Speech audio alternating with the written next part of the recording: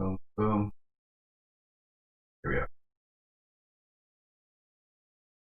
Cool. All right. Want to turn the fan back on, actually? Oh yeah. You know it. What's up, Internet? All right. A few minutes late. Technical difficulties today, so... Well, it's better to have them situated before we actually start. You know what I mean? We've had our moments where we're doing it mid-podcast, so... Yeah.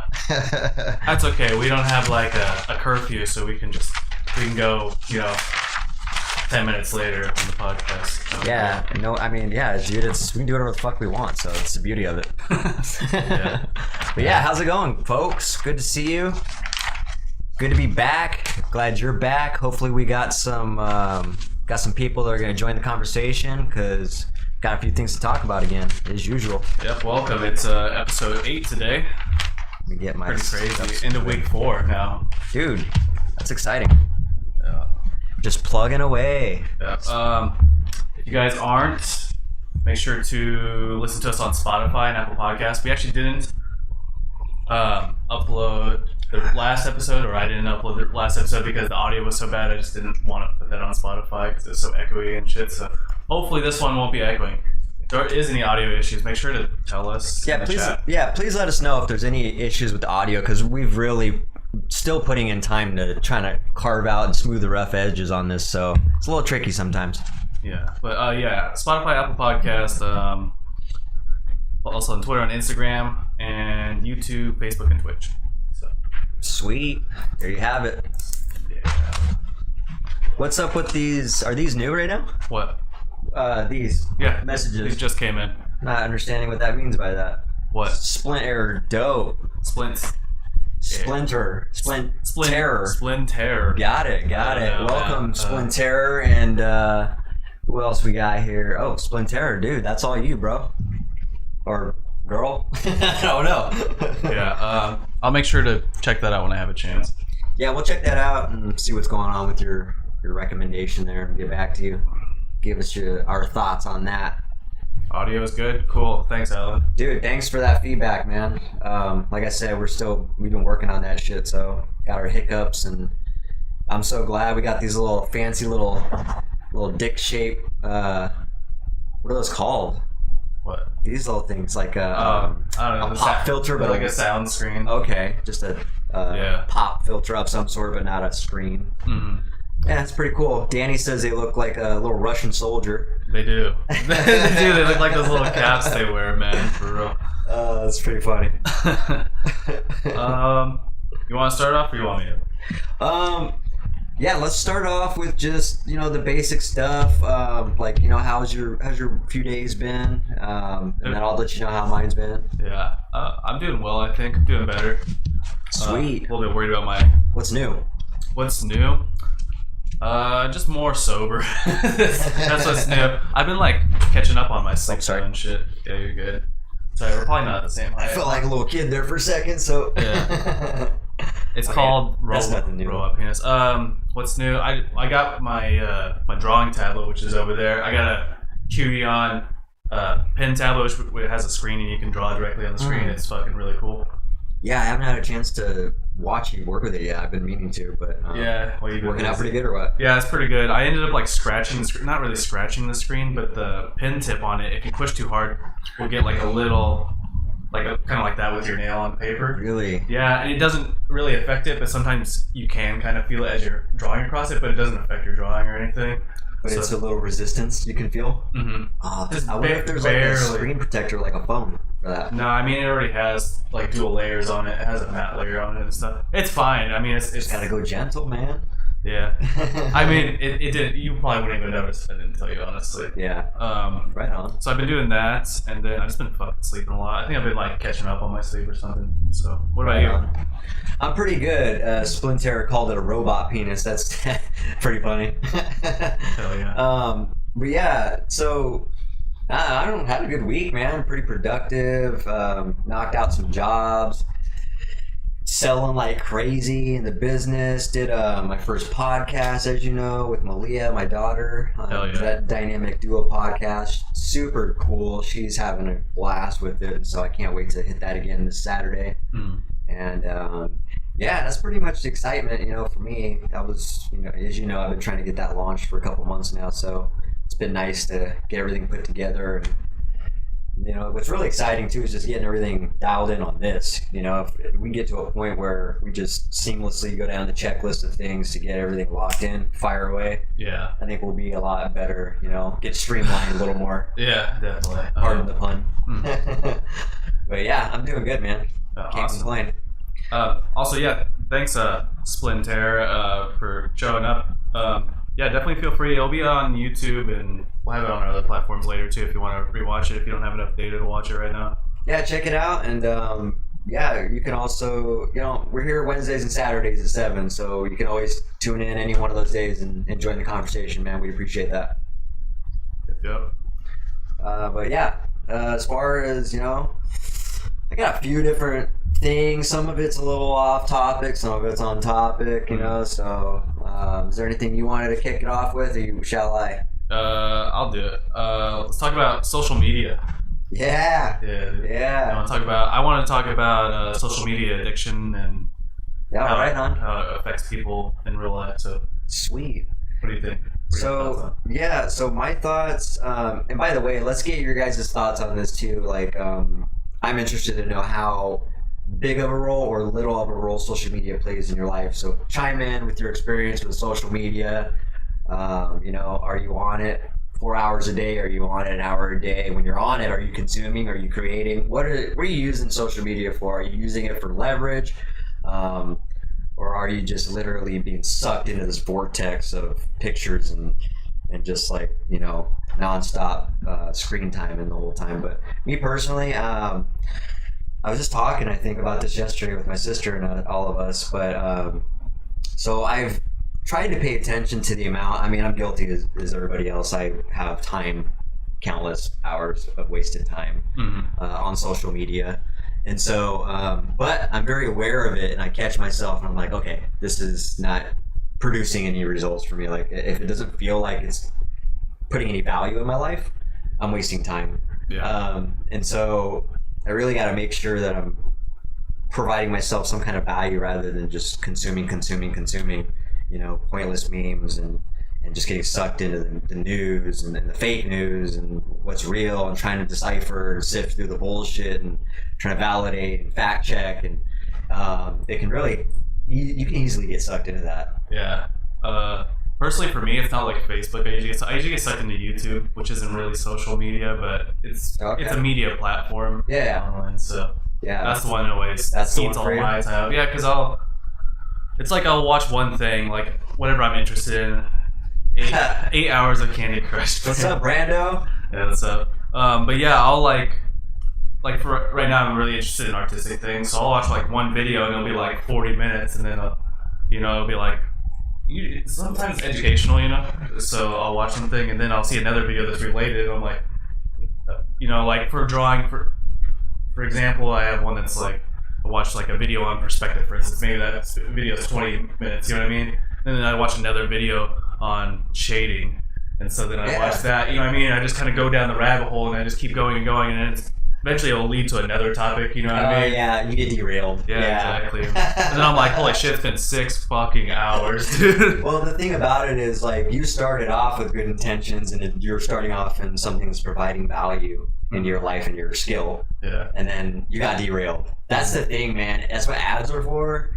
That's what, pop-ups and things. That's exactly what they're intended to do, is to derail you, get you sucked into their shit. Yeah, and the way that the websites are designed, like for instance, right here we have YouTube open on here, but it has just in the corner of the screen, it has the suggested next videos. Yeah. And so if there's one that like piques your interest, it's like really hard to just stay focused on the video you're watching unless you have a full screen, because it's designed to suck you into the site for as long as possible. Yeah, so social media, when you're talking about like focusing, if you have to focus on a screen of any sort that has any type of social media link, whether it's YouTube or your phone or something like that, it's very easy to get distracted. If it was just a separate screen where you were maybe just working on that, there's no outside interaction, it's much easier for you to just focus on what the task is at hand, because there's no derailment, Yeah.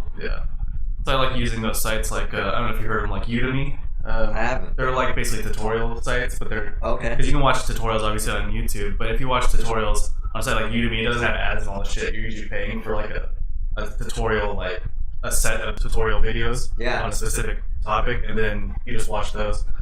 Which I tried finding a cool course for art, but I couldn't find one on Udemy. But they have other sites like that, so I'm sure there is on other sites. That's cool. Tutorials can be helpful too, you know what I mean? To get you through things you're just learning. Yeah, I like having structure when I'm learning things, so. Yeah, it's a good call. Oh, by the way, Brando, dude, it's good to see you join the conversation. And furthermore, man, we've been meaning to reach out to you actually about getting on the podcast, seeing if you wanted to be on an episode as a guest, a special guest. We were interested in kind of getting your experience on, your latest endeavor that you went on, and kind of weird. You picked the same word that I was thinking in my head. Nice. Yeah. I'm very interested in your experience. Plus, it'd be nice to catch up and chat with you, dude. And I've always enjoyed my conversations with you as well. So I think it'd be good if you're interested in it. We can chat after this and set you up with something. So let us know your thoughts on that. All right. And I hope you're doing well too, man. Hell yeah. What's interesting about social media is like the companies know what they're doing, but there's been like studies show that like it reduces your attention span. Oh, I can see that. But a lot of studies are saying that it's like it's permanent. Like you can't reverse the effects of it after it happens to you. So it's like you're basically giving yourself permanent brain damage. You're setting yourself back too. Yeah. Because you got to unlearn that shit. Yeah. I don't know. It's pretty it's crazy. Interesting, man. But I in a nutshell, for me, I really tried to be mindful that I want to create more than I am consuming on social media. So if I find myself consuming a ton more than I'm actually creating and using it for, whether it's an advertisement or a podcast or something like that, even just your own posts of your life, that's creating in a sense too, because that's your own profile. I mean, as long as they're original. If you're just sharing memes all day, you're not creating. I mean, more like blogging your life, your food, your family, your life experiences, or something like this. Yeah, exactly. That's when I think it can be.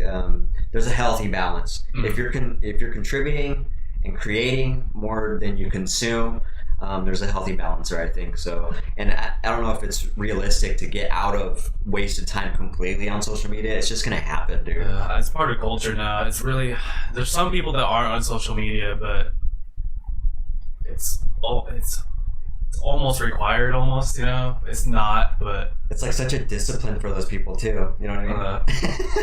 I don't know, man. Like Cody, for instance, just doesn't have social media, and he hasn't. Okay. For like this entire decade. So he's never going to see this. Let's talk shit about him. He might see the podcast though. You can watch it on YouTube and shit. Oh, okay, right on. He doesn't have Facebook or Instagram or Twitter. Just kidding, Cody. Love you, bud. Nah, fuck you, man. Alright, fuck you. Cody's a bitch. Cody's a bitch, yeah. Oh, I love that song. JK, man. Alright. Yeah. That's cool, man. That's a great topic too. Well, I have kind of sub thing for that too. What do you think of people making joint accounts on social media? No, so be more specific. Like when couples, they have one account, they have one fucking Facebook account. What do you think about that shit? It's kind of like, it reminds me of like a cute voicemail that you get when you call somebody. Hi, you've reached Amy, and you've reached Doug, and we're not home right now. Leave a message. They're all cute and shit. I get the opposite vibe. I always feel like, from like anecdotally what I've seen, that people that have joint accounts can't trust each other to have their own individual accounts, and it's more of like a control thing. Yeah, I think that's really what it is for the most part. They might disagree, or people have a hard time being honest, but I absolutely think most times that's what exactly it's for. It's to create more trust, I guess. Especially if there's been, well, in their minds, especially if there's been deception already and infidelity already. Oh boy. Yeah. Dude, speaking of which, dude, social media is terrible for relationships. Yeah, it can be. If you're not disciplined, there's a lot of temptation out there. Yeah. And for some reason, when you're in a relationship, it's like this weird. People want you more because you're off the market, you know. So. I would. It feels like it's the opposite. For you? Well, no, just in my observation, in my experience, like the more you're wanted by other people, the more you're wanted. You know what I'm saying? It's like you don't get chicks. You don't have any chicks looking at you until you get a girlfriend. No, that's exactly what I was saying. Okay, I misunderstood you. Yeah. Okay, we're on the same page then. Yeah, exactly. Yeah, no, that's true, dude. That's what I'm saying. So I'm saying once you're in a relationship, like people will be hitting you up on social media, and especially if you're dating a girl, the girls will get hit up by dudes all the fucking time, and if they don't have any self-control or any morals, you know what I mean? It's a slippery slope. Yeah. And it goes back to, it's a primitive thing. And part of that goes back to that old saying that, you know, one of my social media mentors, Oren Klaff, says, you've heard me say this before, the mind is structured in a way that we want what we can't have, we chase that which moves away from us, and then this doesn't apply to this scenario, but we only value what we pay for. Yeah. So true. It's absolutely true. But the two first statements, absolutely true. And it really ties in with relationships pretty damn spot on. I mean, honestly, you can still say you value what you pay for because you're paying... We're talking about prostitutes now? Shh, don't tell them. No, but I mean, especially as a man, I feel like you pay for a lot of dates, but then also you're investing your time, which is another form of payment. Absolutely. So you put all this time in this person. That's the most valuable form of payment. Honestly, is investing. Money is just in how much you're getting paid for your time. So money is kind of equal to time anyway. Yeah. When you give people money, you're giving them time that you've already spent, basically. Which is a weird way to think about it. But yeah, so it's always about time. So I mean, if time you think is about your most valuable asset, man. Yeah, it's the only one you have, and it's like the most valuable one you have. And it's also extremely limited. Yeah. You don't even know how much you have of it. So, but yeah, so I mean, the same thing. Putting in those terms, and all three statements are real relative to relationships as well, or dating rather. Yeah.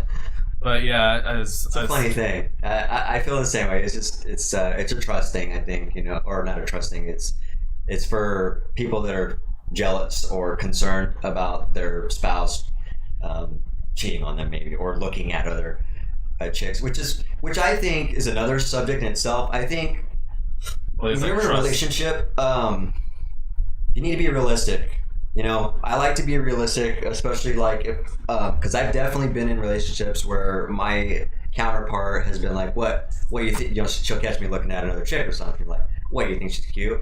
Huh? Oh, you want to fuck her? Huh? You know, that type of stuff. And it's like, yes. And obviously that's a very unhealthy relationship that I don't get involved in anymore, but I've been in that situation.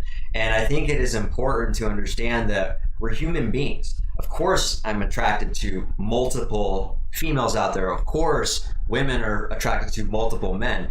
But when you choose to be with one person, you're choosing to commit to that person, okay? Mm-hmm. And so you've made an agreement, but to act like, you know, you just don't feel anything for another good-looking person is unrealistic. And I think that's probably the start of going down a path of deception and being dishonest. You know what I mean? It's probably better to say, yeah, she's cute, she's great looking, but I'm with you. You know what I mean? Like, I'm with you. I chose to be with you because you have more values that I want from you. I don't even pursue relationships with women anymore unless you can have those conversations. It's just not worth my time. That's an honest conversation. Yeah, I remember my ex, one of my exes, not my most recent ex, but it doesn't matter because you guys don't even know. But I'm like trying to save my ass here.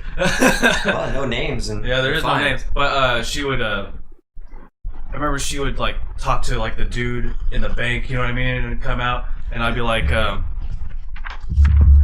was he cute? Because you're really kind of going on about him. And she'd be like, wouldn't want to tell me that this other dude's cute. I was like, I don't even care. It's perfectly normal for you to think someone else is attractive than just me. I don't expect you to just think. But for her, it was like very hard for her to like talk about that, and I just thought it was weird. Yeah. What's up, Roland? He has a good point here. He says, I hear that monogamy is rare in nature. I believe that. I believe most of the species involved in animals and us included, I think, is we're not designed to be with one person. I just don't think so. I could be wrong, but you're right. The only there's very rare species that do that. I can only think of the albatross bird that does that. You know what I mean? Do whales? Maybe. I don't know. There's a couple. Sure. There's limited species, but I do think that our species is designed to reproduce and procreate with multiple different people as much as possible. So that being said, it's that much more of a huge commitment and that a huge statement to say, I'm going to be with you. You know what I mean? Especially if we're designed to procreate with multiple people to spread our seed. Yeah. And you're saying I'm doing it with you. That's a fucking bold statement, dude. And that requires responsibility, dedication, honesty. That's a fucking huge thing. Yeah. We should get into that maybe a little bit. What do you think about polyamory though? So you have to give me the clear definition of polyamory. Is that just multiple sex partners? It's multiple relationships. Okay. It's not multiple sex partners. It's you're having multiple relationships simultaneously. Okay. Sex is just part of it. Yeah. And you don't even necessarily. You could have you could have a partner that you don't have sex with. You just care about them on an emotional level. You could have like 3 partners. One that you just have sex with. One that you just play Scrabble with. One that you actually have a marriage with. Yeah, you could do that. I see what you're saying. Okay. Or you could have sex with all 3 of them. You can. I think it's more open. You can kind of do. There's nothing wrong with that if everybody's in agreement. The problem with these type of things usually is the jealousy. Yeah, it ends up happening, and so it also makes you wonder if we do believe that we're not built, if we are built rather to procreate with multiple partners, and then we do that, and then we agree that we want to do that, and then we get jealous. Makes you wonder. It's like I think it's I don't think that we were designed for that. Multiple agreeing partners. You know what I mean? Does that make sense? Yeah. I don't think that was necessarily. I think it could work, but I do think it could work also. Yeah. Yeah, I think people need to think about what makes them jealous, why they're jealous. Get to the deep root of it, because most people get jealous not. If you think about why you're jealous, it's not necessarily because you're afraid of your partner being with someone else. It's because you're afraid of losing your partner to someone else. Yeah. It's probably really an attention thing. It's an attention thing, but it's also, I think it's because you get attached to someone and you're afraid of losing that attachment. Yeah. So that you perceive everyone else as a threat. Yeah. And so you get upset. Absolutely. And you don't think about it, so you just, I'm jealous. I'm just jealous. Basically. Well, it goes back to attention equals time invested, too. The more you gain, the better you are. The less attention you get, the less you got. But yeah, let's what do you got here, Roland? So documentaries you watched that humans with multiple partners was an evolution response to women could have multiple fathers for different traits to advance humankind for bronze and brains because we are social creatures. It's hard to read for me. Thank you, sir. Okay, wasn't sure if you were serious about that, but right on. Girls were made from man's ribs so we can control them. That's a statement. What's up, bro? Right?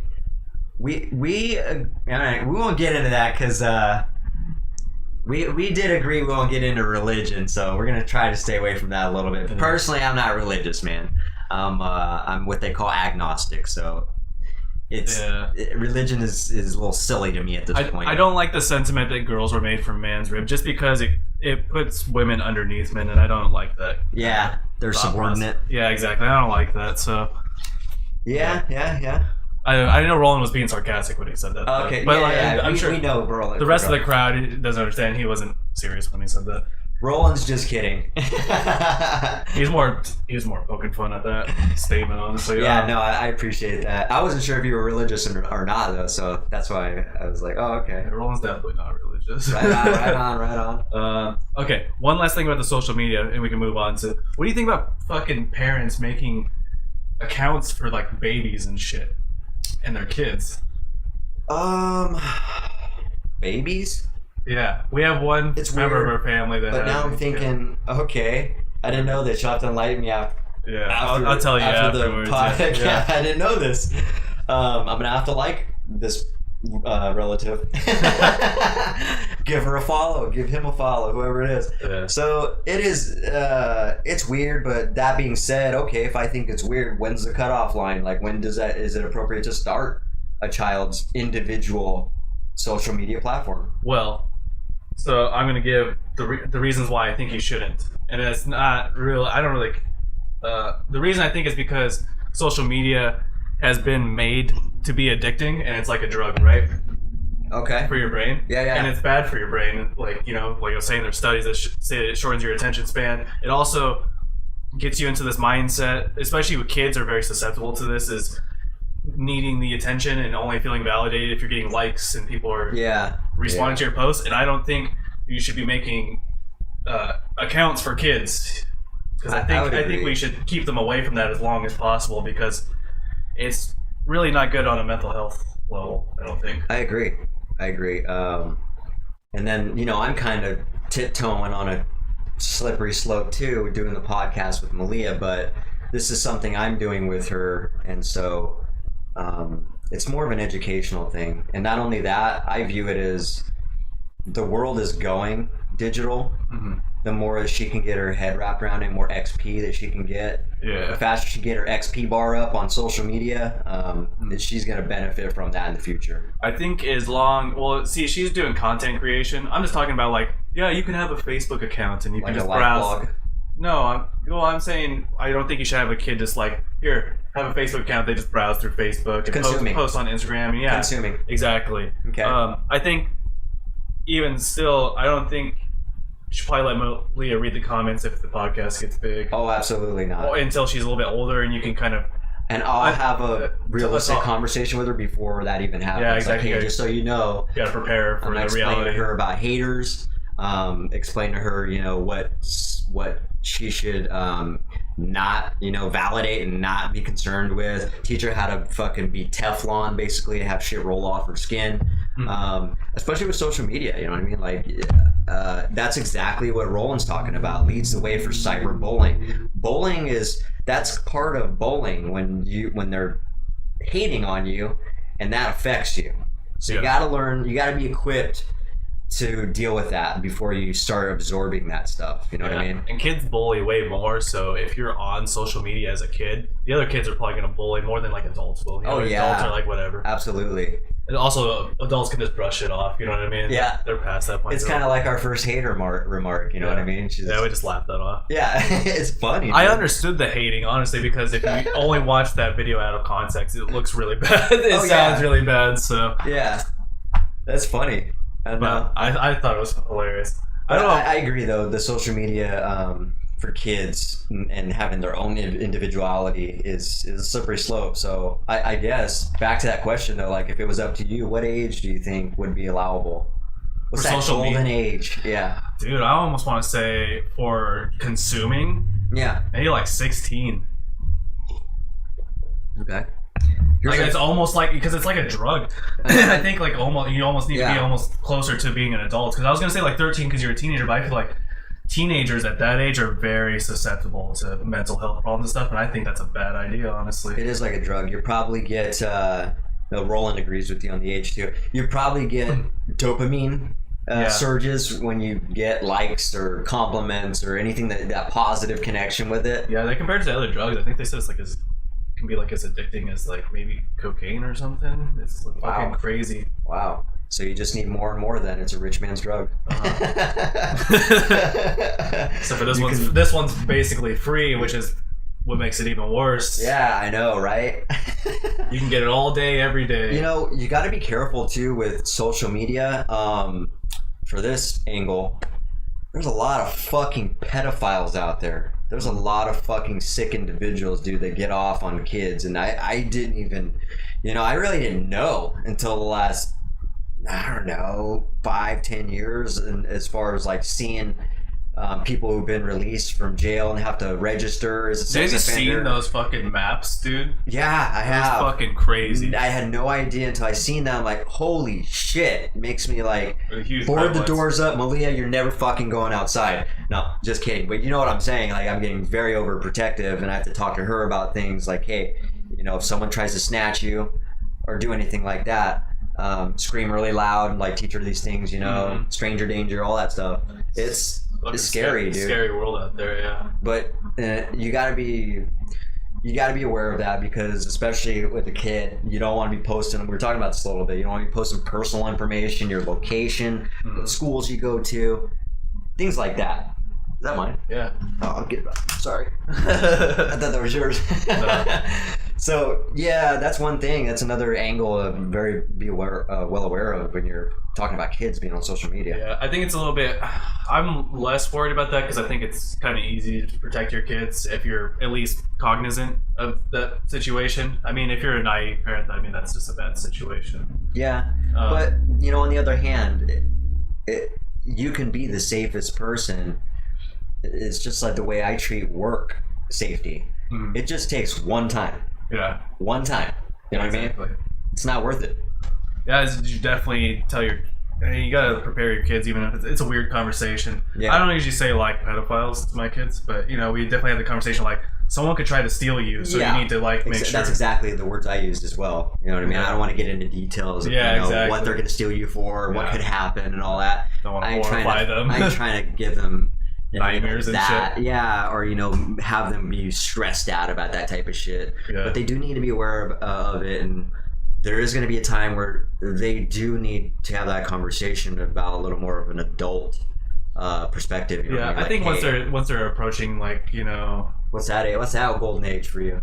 You probably want to tell them before they're teenagers, maybe like 10. 10? Yeah. Okay. Yeah, I think so. I'm 3 years away from that, dude. Right now, 2.5. That's got to happen pretty quick. Fuck. Dude, I know. Parenting gets more stressful and more enjoyable at the same time the older my daughter gets. For me personally, it's like, oh my god, this is great, but then it's like, oh my god, there's more responsibilities. I've heard it's bad for girls when they're teenagers. I guess we'll find out, huh? I'll let you know, man. I'll keep you updated on the pros and cons. It's definitely been a challenge, but like I said, there's so much enjoyment in it, and then also a lot of stress that comes with it. So it's been fun though. I love parenting. Yeah. But yeah, right on. Is there any That's the last thing I have for social media. Nice. Yeah. What you got going on? Let's see here. We're talking about some serious shit here, so this is great. We started off on a light note, or like a medium note. Let's talk about this. This has always been on my mind. This is one of my pet peeves, especially now in the last 2 solid years in the way I operate. What is your guys' experience and your perspective on taking action on something versus having an idea and thinking about doing something? How long do you think about something before you do it? And like, is taking action a part of your life? What do you take action on? Do you ponder on stuff for a while? Do you need to think about an idea for a year before you do it? Do you need to think about it for a couple weeks? What does it usually take for you to move forward with something, an endeavor or a project, whether it's physical, mental? What does it usually take for you to do that? And furthermore, what is your opinion on obsessive compulsive disorder and maybe normality, or whatever the opposite of OCD would be? Yeah. What is your take on that? And then you too, what is your take? So you guys 2 different subjects there, though, huh? It is, like, yeah. Okay. Because to me they kind of tie together, and I'll explain that a little more. Okay. Well, I think everyone has an idea, and I'm pretty guilty of preparing and thinking about ideas way too much before I actually implement them. I don't know. Like too much, like a couple weeks, like. Yeah, sometimes like a month. Like a month. Before I went vegan, does it depend on the size of the thing you're thinking of doing? If it seems like a big idea, the longer you got to think about it, type thing. Yeah. Okay. Even some small ideas though. I don't know. Like drawing, it's like I'll watch, like, for instance, like for drawing, I'll probably spend more time researching it than actually doing it. You know what I mean? It needs to be like equal or less probably. You know what I mean? I probably need to be practicing more than I'm just. It's like you want to be a good musician, and all you do is read a book on music. And don't actually play music. It's like theoretically you know music, but you probably don't actually know how to fucking play music. That's what we call book smart. Exactly. I'm really good at that, but then I'm kind of shit at life sometimes. So, that's interesting. I would always encourage people to just, if you are more that way about you have to do tutorials and you have to research stuff before taking action, I don't see nothing wrong with experimenting on taking steps forward while you're doing that. I feel like it's such a fucking setback when people do that, when they're so hung up on, like, I got to know everything about this, I got to know how much it's going to cost, how much time, how much, what could go wrong. You just put yourself in paralysis through analysis, and you don't do anything. Yeah, exactly. You know what I mean? I speak from experience. I was definitely a non-risk taker. Just like when I was working the same job for 10 years, I had to really fucking force myself to quit a job that I was successful at and making decent money at. And that was kind of the breaking point for me. But before that, I lived my life like that too, man. I was just like, I'm afraid of failure. I'm afraid of setback. Yeah. But it kind of makes you afraid to take that first step too. Yeah. So I can tell you right now from my personal experience, my life has only gotten better by taking risk.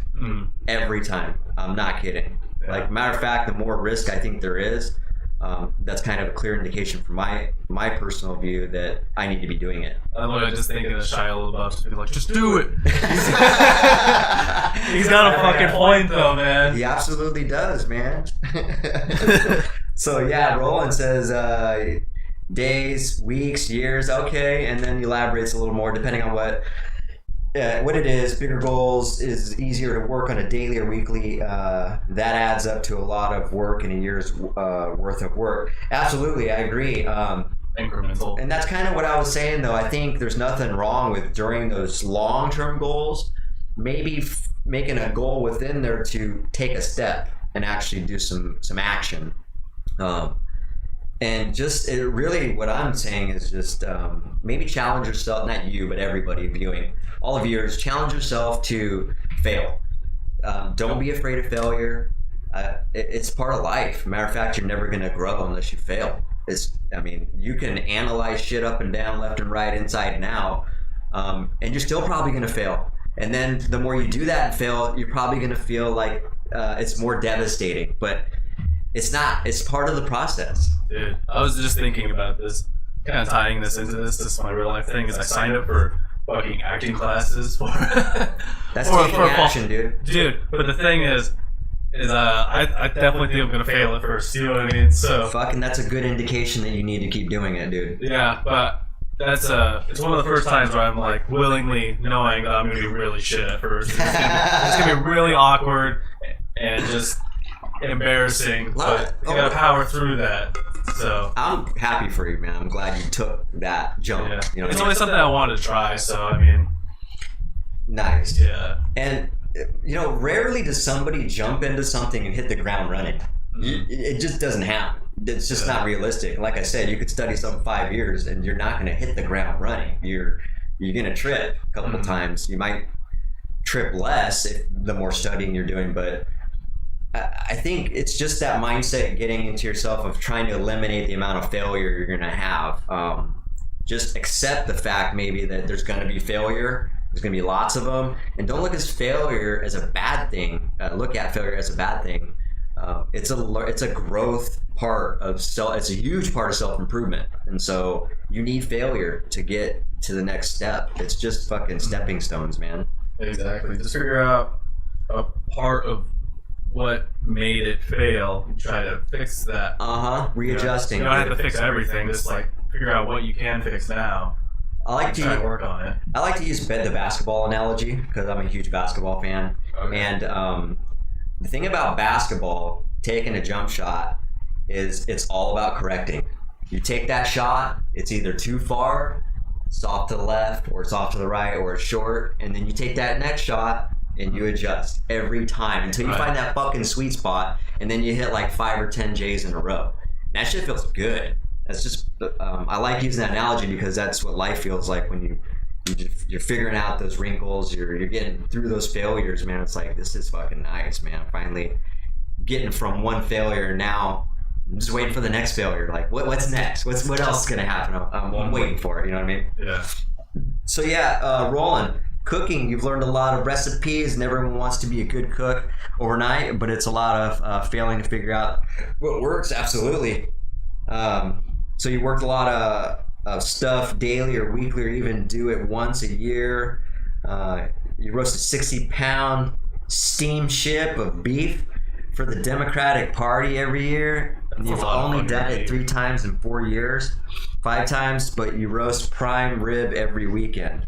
Right on. I used to love prime rib, and when I used to eat meat, brisket was my thing, dude. That was like my go-to fucking meat because it was just so soft and absorbed a lot of flavors and stuff. Yeah, I like prime rib for sure. Prime rib was good, but yeah, as you know, we don't get down on that meat anymore, man. But yeah, I respect the shit out of you, dude, and all the accomplishments you've done with cooking and where you're at with that. So it sounds like you definitely hit some hurdles and jumped over those obstacles. So good for you, man. Oh, I forgot you asked me about OCD, right? Yeah. So let's talk about OCD. Wait, can you say the question again? So my question is, what's your thought on? I asked the viewers, what's your thought on OCD? Is that a bad quality? Is it a good quality? If it is a bad quality, what's a better quality? I guess that's the question. Depends on what the OCD is about. If you're like meticulous about, like you're talking about like perfectionism. Is that what you're talking about? No, obsessed. Just being obsessed about anything, really. So Okay. let's just focus on the obsessed part of it. Well, I'm pretty OCD. I mean, I'm not diagnosed, but I'm pretty sure I have OCD because it kind of runs in the family. And I pretty much only think that it's a bad thing. The only thing that You think it's a bad thing? the only thing that's good about my OCD is it makes me wash my hands too much, which has been perfect this Yeah, right that's now. great for COVID-19 But pandemic. all the rest of my OCD, You do wash the shit out of your hands. you see, that's what I'm talking about, man. But we forgot to get that sanitizer up here too. We need to get that on point. yeah, I mean we don't need it right On now. tap. But yeah, everything else it always just annoys the shit out of me. You know what I mean? There's been times where like Do you think your OCD has benefited you in your life, or been more of a detriment to it? it's been more of a detriment. Yeah. Okay. That's interesting because Yeah. I feel like it's the opposite for me. Yeah. I feel like I've never would have accomplished anything good in my life without my OCD. Really? Uh-huh. Well, mine are kind of negative. Mine are kind of weird. So No, I don't really know the classifications of. See, we're getting into something else. Let's just talk about obsessed with something then. mhm. I mean, being obsessed with something's fine, but obsessive compulsive disorders when you do basically like weird habits that Yeah, That- I know. So, I guess more specifically, I'm real focused on the obsessed. Whether it's obsessed with learning something, doing something, creating something, taking. And that's why it ties in with taking action. Yeah, For me. I'll tell you one specific OCD habit that I used to annoy the shit out of me. I would leave my house, I'd lock the door, and then I'd walk like 5 steps away and I'm like, did I lock the door? I I'd hate go back that. and check it, and I would check it like 6 fucking times in a row. That happens to me too. And it would fucking make me crazy. Like, I'd be so annoyed with myself, you know what I mean? Yeah. And then anytime I was whistling, they're like, what the fuck are you doing? I'm like, just shut the fuck up. Literally fucking look like a crazy person, dude, and I fucking hated it. So those type of OCD things are things that happen to me, especially when times in my life where I have more anxiety, and yeah, they have not been beneficial for me. So Yeah, I can see that if you do have like a person has a compound, what do you call them, a disorder maybe? yeah, where I have like depression, anxiety, and Character OCD. defect, let's call it that. Character defects. That sounds the worst. It sounds a little better than a disorder to me. Let's call it a character defect. So I can see how being obsessed with things might be a burden if you got compounding issues like anxiety or anything else, bipolar or anything else going on. Mhm. But yeah, me personally, man, I'm actually thankful, and trust me, I've had my moments where being obsessed with shit it can be annoying, it can be stressful, especially because you got to kind of diminish quality time with people that you love sometimes in order to be obsessed. So there's a lot of down cons to it Yeah. in that regard for me personally. But I truly think if it weren't for me being obsessed with a lot of things, and particularly taking action now, because I've always been obsessed and obsessive compulsive, but now that I've really dialed in taking action in the last 2.5 years as being part of my life, like understanding that the paralysis through analysis, all the things I just talked about. Yeah. Now that I understand that, being obsessed with stuff has been more helpful for me. Yeah. Well, I think we're just getting the terminology mixed up, because that's totally true. Because I can obsess about things in a positive way too, especially like what Roland's talking about here about drumming.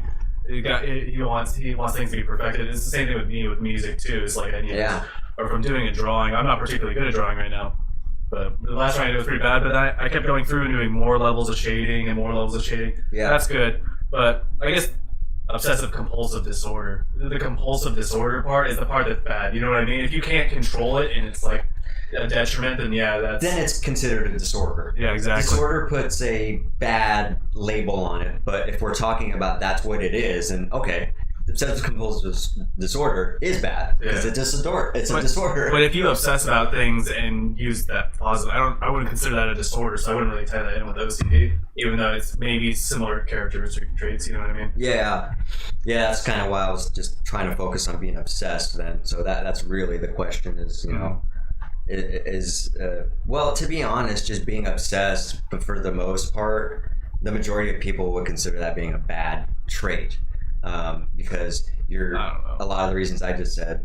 Me and you were just two dudes having a conversation, but I have suspicion that the mass majority of people would say, if you told them like I'm obsessed with things and doing things, good or bad, they would say bad. Yeah, maybe. You know what I mean? And then they would list a bunch of reasons why. You know what I mean? Like you can't think straight. You're just stressing yourself out. You're losing quality time. All the things I just talked about that I made sacrifices for to be obsessed with stuff. It's a lot of people value that much more. I think the best, especially at least artistically, well, in science too, actually, in both science and art, the best people in those fields are obsessive. They just obsess about a topic and just, you know what I mean? Like Einstein, when he made the theory of relativity, I think it took him like 10 fucking years. Yeah. And the dude was sitting there writing out formulas for like 10 fucking years. That's insane. If he was not obsessive, we wouldn't have had that. You know what I mean? A lot of successful people are obsessed, and that's why they are successful. The best artists, you know what I mean? Yeah. Definitely. Being obsessed equals volume, and most times people that produce volume in whatever they're doing see results. You don't even have to be necessarily the best or absolutely great. You're producing. Volume equals success. Well, I mean, even if you start out the same thing, doing the same exact skill set.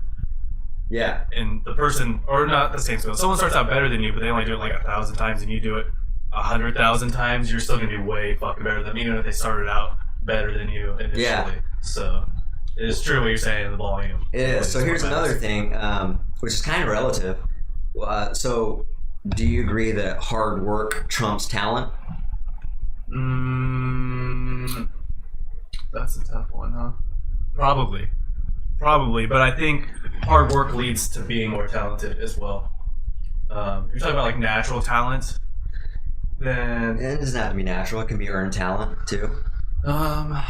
Yeah, I think it does, because I think that if you don't work hard at all, you're never gonna I have some talents and I don't work that hard and I'm not successful. So you know what I mean?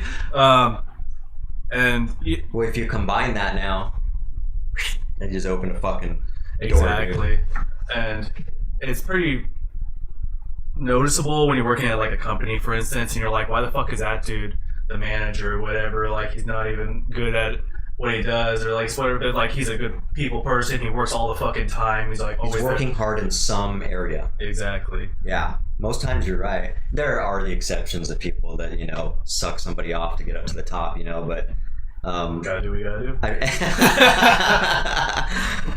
But yeah, I am a firm believer that hard work trumps talent, and I use myself as a complete example as well. Like, I am not the most talented in a lot of things I do, but I work my fucking ass off, and so I outshine a lot of people who are talented just because of the amount of volume Definitely true. that I produce. You know what I mean? Mm-hmm. Yeah. Like, I am not extremely good at one thing, in my opinion. There might be some things I'm pretty damn good at, but there's a lot better out there. But the fact that I keep bringing it, and produce, Bringing it. and just fucking relentless at shit, that's been a benefit for me too as well. That's my best feature. So yeah, what's your guys' take on that? Give us some feedback.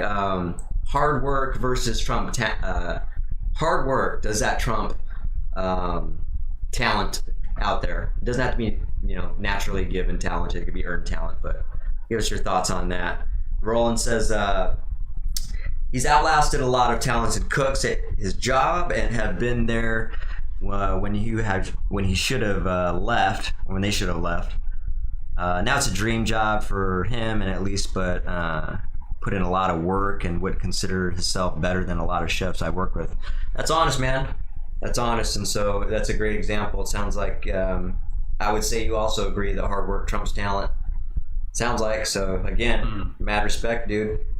Roland is a hard worker, so Yeah, I appreciate and respect hard workers, absolutely, because I noticed that shit. And so here's another thing that ties in with that. Okay, contributing selflessly versus looking to gain something out of something for yourself. What are your guys' thoughts on that? Do you do that? Have you even noticed where you're at with that? What would you like to do more of? What about you? Can you do? What kind of person are you? What kind of person are you? Can you do things selflessly though? I don't think you can be truly selfless. You can, for the most part. Here's an example. I think I talked to you about this. So I just hired a sales rep. Mm-hmm. He's my second sales rep. Right. This man has put in hours into my job and doesn't want to get paid for those hours. Right. He's done a lot of work on his own computer. He's adjusted his own iPad to fit my job, converted PDF files, all these things to make my job more efficiently. Aside from his job efficiently, he's like, check this out, we can do this for you, and you can be much more efficient at this. He hasn't asked for shit from me yet. Right. That is a perfect example of contributing selfless for the long run. Yeah, here's my counter argument to that. He still feels good because of it. And is that selfless? If you're like, I'm going to do this good thing because it makes me feel good, it's still not completely selfless. I'm not saying... Okay, we'll take that out of it. Let's just talk contributing versus gaining something out of something then. Yeah. I mean, that... Let's take the selfless I'm making it very abstract, but you're still gaining something if you're gaining happiness out of it, right? Yeah. If you're feeling good because you help someone, you're still gaining that sense of fulfillment. It's definitely... But really, we're talking... Let's keep the conversation with just valuing money part of it. Okay. Let's change the argument to that. You're derailing. Yeah, I'm trying to get you out of nitpicking. So let's say that, go back to the thing that I said. We only value what we pay for, and we only value money that we receive.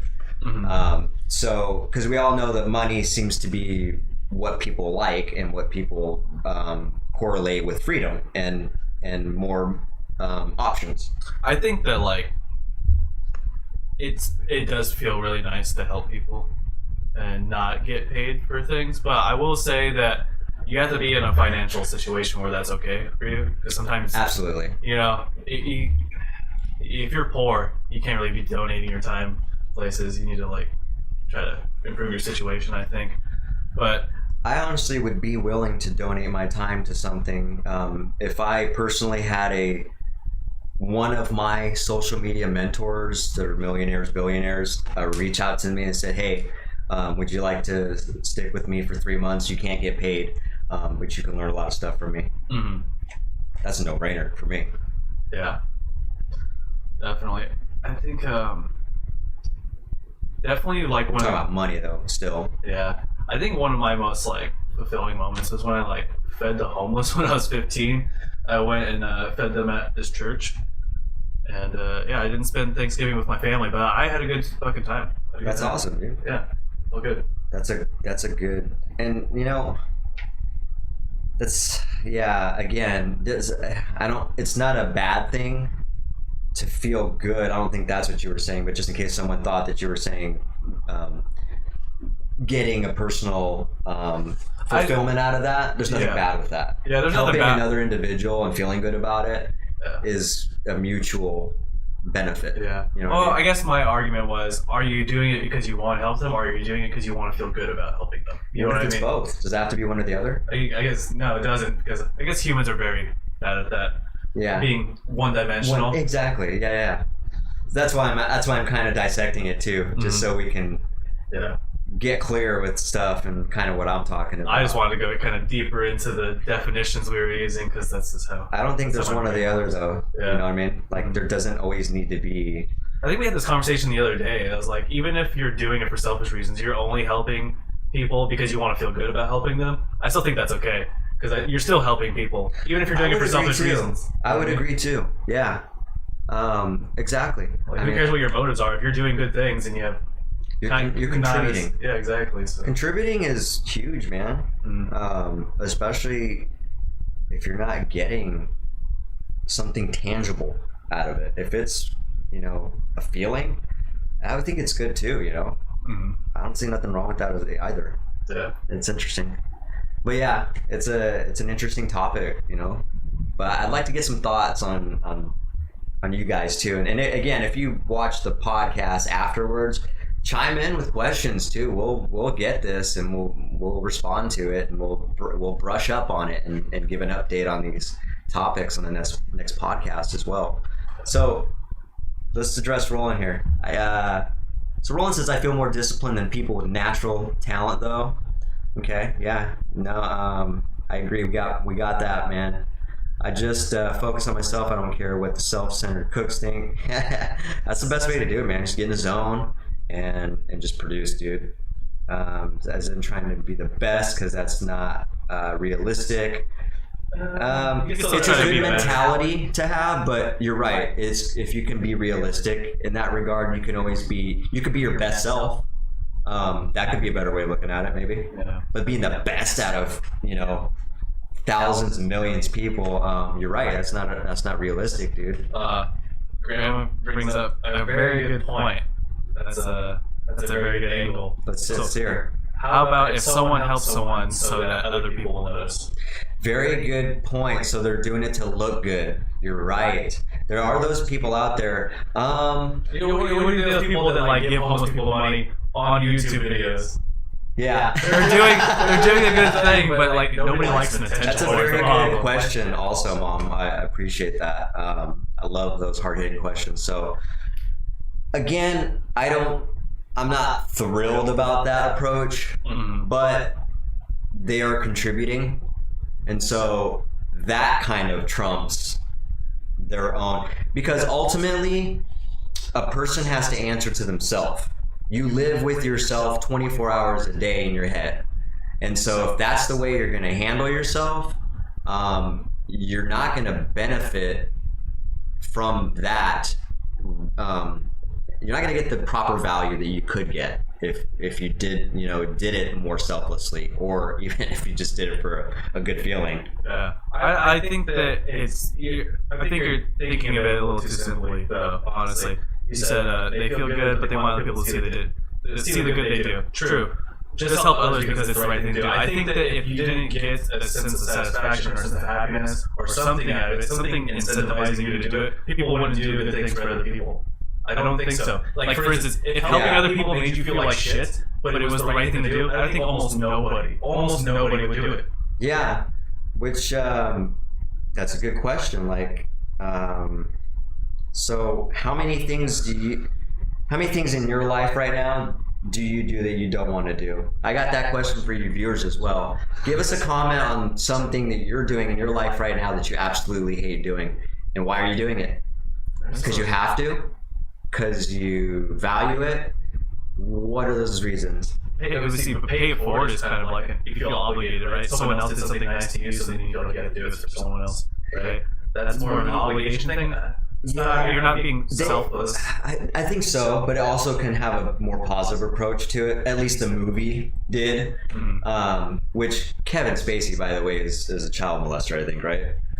He was accused of that or something. Yeah, and I think it was like fucking like he child. was on the Jeff Epstein documentary too, dude. Right. It was like male young boys. Not to say he had a lot of good movies out there, yes, but just that was a side note. But Pay It Forward, the movie, kind of depicted the fact that I've never even seen that movie. Okay, it was more of people looked forward to helping the next person in line, and so it didn't come across as being an obligation on the Pay It Forward movie. Anyway, it was a feel-good movie. You know what I mean? So say you're like in line at the drive-thru and like, hey, the person in front of you paid for your meal. It's like, now all of a sudden you're like, do I pay for the person behind me? Yeah. I don't even know that fucking person. There's an automatic, a cloud above your head. It's like, oh boy. Yeah, So the Wayside, I love that place, by the way. The only vegan restaurant in Olympia, solid as fuck. I don't know why they're still closed. Open up already, damn it! I want to go there and get some food. So they have this program where you can pay for the homeless meal. I don't know why I haven't done that because that's something I would totally do. I guess like Isn't that Pay It Forward though? You know what I mean? Kinda, yeah. But Do you think? Well, the home. See, that's the thing. you're not paying it The for homeless. it. Do you think the homeless feel obligated to? No. But I like doing those kind of donations, honestly. It's like when you go to the grocery store, the problem I have with those is I don't know how much of the proceeds are actually going to the people. Yeah. I feel like you can trust Wayside much more than if you go to Safeway and they're like, you want to donate to the Children's Hospital? It's like, what percentage of that is actually going? What percentage of that is actually going to the Children's Hospital? You think if they got $3 million in donations, they're like, we can keep $250,000 of this, right? Top of that, You know that's how it is. They're like, it's our establishment. We got the money through our, brick and mortar. We can take a little bit. I'm sure there's a little bit of that going on. Absolutely. Yeah. Interesting conversation. I love these topics, dude, because they're hard hitting and they really are thought provoking. So, but yeah, I still didn't hear one thing that you're doing in your life right now that you don't like to do. I don't like having to constantly respond to people on social media that are like messaging me all the time. I feel like people right now are not understanding that I have like depression and anxiety, and they expect me to be there all the time. Yeah. Like, talking to them all the time and like, just leave my space, man. It's like, I don't know. Yeah. It's really bugging me at the moment. Yeah. Any physical activities that you got to do or anything like that you don't find enjoyable or you hate having to do? But I hate cleaning. I hate doing like But you're not doing it, so I'm talking about something that you do that you hate. Okay, I don't want to do my laundry or go take a shower. There we go. You know what I mean? There we Like go. I fucking do those. I don't want to wash my dishes when I'm done with them. I don't want to do these things. That's honest. And I do them all the fucking time. You know what I mean? Because I'm obligated to. Or like I'm not gonna come on here looking like a pile of shit. So. So the basic life stuff. Yeah, there's a lot of basic life shit that I don't want to do. That's honest, man. I agree. There's some things I hate doing. I talked about a couple of them. I hate the fact that I have to stop and eat. I hate having to go use the bathroom. I'm so busy that it just takes up my time. So yeah, there's a lot of things like that. And furthermore, there's things there's physical things. Obviously, I don't want to be working on my own job site anymore. It'd be nice to just be selling. But that's hard work too. So absolutely, I've been doing it for 14 years. I'm pretty spent. I'm destroying my body, but I'm very cut out for it. I'm very equipped for it. I'm knowledgeable on it, and I know it's something that needs to get done. So it's an interesting topic because a lot of people understand what sacrifice is, which could be a different thing, but not really. I think doing things you don't want to do is priming yourself for sacrificing in a weird sense. You know what I mean? Mm. You're conditioning your brain for that type of feeling. Because usually when you sacrifice something, it's not a good thing. That's the whole point behind sacrificing. You're doing something you don't want to do for the greater good. Mm-hmm. So, I'm interested to know, what are some of the things you guys are sacrificing? What have you sacrificed in the past? And start listing some things that you're doing in your life right now that you absolutely hate to do. Small things, big things.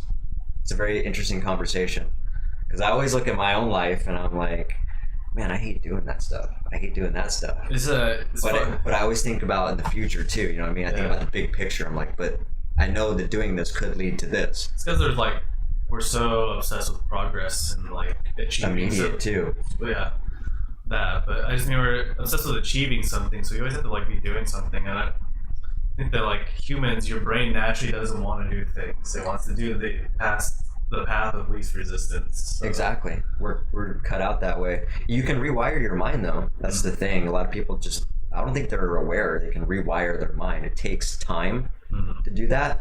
And furthermore, what takes time is achievement. Yeah. You know what I mean? People don't want to put in the long-term work. But for achieve big long-term goals or even short-term goals, 3 to 5 years or whatever, that type of achievement takes a lot of things you do not want to do. And I think a lot of people have a real hard time accepting that, which is why nothing ever gets done. Yeah. That's an interesting topic. Yeah. Good stuff. Yeah.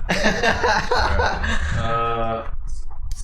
Love the self-improvement talk, man. Yeah. Let's talk about here. That's what I want to talk about. Fucking bad prequels and sequels. Okay, movies? Yeah. Prequels and sequels. So does that count as the last episode of a trilogy? Yeah. So the ones I brought up were The Matrix. That's the first one I thought of. Star Wars. With the last one? Not the last one, but a lot of people hate the prequels. The episode 1, 2, and 3, the ones that came out in the 2000s. Yeah. Okay. Anakin, baby Anakin. The Hobbit series. Oh, what's funny? You're right. That wasn't very good, was it? No. And I got excited about it. I remember seeing it, and I don't even remember much about it. It was that boring. Dude, the problem with The Hobbit, basically, here's my last fucking note on this, is money grabs versus real art. Right? Yeah. So yeah. The original Lord of the Rings was a fucking masterpiece. Those 3 movies were amazing. And they got better. Return of the King, for me personally, was the best one. I think they're all cohesive, honestly. For me, they're all just as good. I mean, there's more action in the last one, but I think that all 3 of the movies, they had a consistent... What's the best one in order for you? Worst to, or best to worst? I like the first one. I like 1, 3, 2. Okay, I like 3, 1, 2. Okay. I mean, it could do that too. So we're both in agreement that the worst one is the second one? It's not even that it's bad. It's just a bridge between the two. You know what I mean? But it's very slow. I don't know, man. Honestly, but what I'm saying is it's a cohesive. The tone is the same throughout the whole entire thing. Yeah. The cinematography is the same. It has a storyline that progresses through the entire thing. There's no obvious corners being cut. Yeah, and there's the amount of energy and emotion they put into those. Yeah. You can see it comes out. It's fucking amazing. Compared to The Hobbit, it's all CGI, it's overly processed, none of the characters are memorable. They took this one book and spread it out over 3 fucking movies, and it's just, there's not a whole lot to, you know what I mean? Yeah. This is, it was more this for is cool, but whatever, you know what I mean? For the people who appreciate graphics and stuff. Yeah, I would prefer it if they'd done a little bit more practical like they did on the first one, where they had, the first one they had people in makeup playing the orcs and shit, Yeah. Yeah, that's cool. Yeah, a lot of it feels more realistic in that regard. You know what I mean? Yeah, they should start. Speaking of which, this is a side note, but I think more film companies, should do more practical effects, because I think there's too much fucking CGI nowadays, and it just looks bad when you have too much of it. Obviously, you need CGI for some things that you just can't fucking do. Yeah. But I think you should do as much as you can. I agree. Practical effects. It just looks better. It's more grounded. It feels real. Yeah. And when you have too much CGI, it takes you out of it. You know what I mean? Well, especially with characters, more specifically, it's probably where you're perfectly. You know what I mean? Mm-hmm. Because the landscaping is a lot harder to find that perfect landscape. But even if you could just CGI the landscaping scenery and have realistic makeup, it's a lot better than just CGI-ing the fuck out of the whole film. I agree. And I'm huge on graphics. I love graphics, movies with a lot of graphics in them. But I do also appreciate that realistic touch. Yeah. You know? I don't really care that much about graphics, but I do care about visuals. You know what I mean? Like, I want it to look good visually. Yeah. But having too much CGI isn't really a good look, honestly. It's not, yeah. And then you gotta have that storyline too. It's gotta have a good narrative. With a good narrative storyline with that CGI, a little, not too much overly processed CGI, it's like perfect. The reason I put this here is because I started watching. I watched like half of The Matrix Reloaded last night. Did you? Yeah, and I remember liking. Reloaded. It's third number one. It's number 2. Second one. That was good. Or was it Revolutions? Fuck, I don't remember. Revolution is the third one. Revolution. Okay, so Reloaded. Okay, yeah. So number 2. The second one, the one where they had the semis do a head-on collision. Yeah, that was a good one. See, but I liked it a lot more when I was younger, and I was watching it, and I was like, because the first Matrix movie is so story-driven. That was the best one, man. I think we could all agree on that. And I used to think that the second one was better than the first one as a kid, and I think it's just because I like the action and I like the graphics. The graphics have not aged very well. They have not. The graphics in the first one have aged a lot better, I think. Actually. Really? Yeah. Okay. I haven't watched them in fucking decades. There's too much CGI in the second one. Is there? Yeah.